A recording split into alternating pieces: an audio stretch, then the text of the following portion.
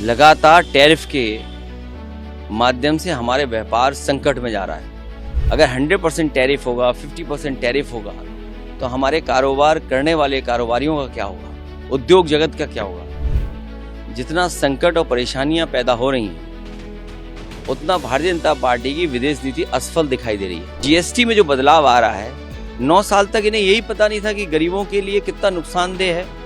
और जिस तरह का जीएसटी लागू हुआ है, बहुत सारे व्यापारी, बहुत से काम करने वाले कारोबारियों को समझ में नहीं आ रहा है कि अंततः क्या होगा जीएसटी का। एक हाथ से जीएसटी कम कर रहे हैं, दूसरी तरफ जीएसटी बढ़ा रहे हैं, मुनाफा कम नहीं हो रहा है।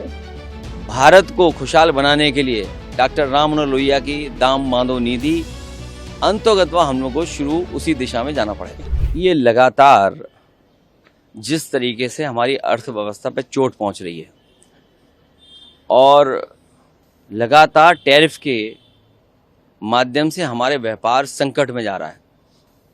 जितना संकट और परेशानियां पैदा हो रही हैं, उतना भारतीय जनता पार्टी की विदेश नीति असफल दिखाई दे रही है। ये उनकी असफलता है जिसके कारण हमारे उद्योग, कारोबार और अंतर्गत हमारे भारत को फेस करना पड़ रहा है। अगर 100% टैरिफ होगा, 50% टैरिफ होगा, तो हमारे कारोबार करने वाले कारोबारियों का क्या होगा, उद्योग जगत का क्या होगा। अभी हाल ही में हम लोगों ने देखा कि उत्तर प्रदेश में ट्रेड फेयर हुआ, इन्वेस्टमेंट के लिए प्रयास किया गया कि इन्वेस्टमेंट आए उत्तर प्रदेश में। ये प्रयास तो पहले दिन से शुरू होने चाहिए थे। आखिरकार 9 साल की सरकार क्या करती रही और दिल्ली की सरकार ने कितना सहयोग किया।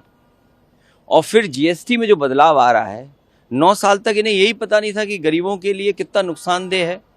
और जिस तरह का जीएसटी लागू हुआ है, बहुत सारे व्यापारी, बहुत से काम करने वाले कारोबारियों को समझ में नहीं आ रहा है कि अंततः क्या होगा जीएसटी का।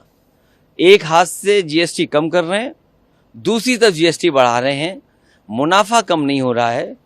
भारत को खुशहाल बनाने के लिए डॉक्टर राम मनोहर लोहिया की दाम मांदो नीति अंतर्गत हम लोग को शुरू उसी दिशा में जाना पड़ेगा। 100% फार्मास्यूटिकल में हो गया है। इंडिया ने बहुत ज़्यादा बड़े प्लेयर्स भी हैं फार्मास्यूटिकल्स को, कितना बड़ा नुकसान इंडस्ट्री में दे। जहाँ विदेश नीति असफल हुई है, अब भारत में गरीबों को दवाई सस्ती मिलेंगी, भारत के लोगों को दवाई सस्ती मिलेगी। जीएसटी लेकिन अभी कट भी किया गया था दवा में, तो और सस्ती हो जाएगी। जीएसटी एक हाथ से ले रहे हैं, एक हाथ से जीएसटी का ऐसा कर रहे हैं तो देना ही पड़ रहा है।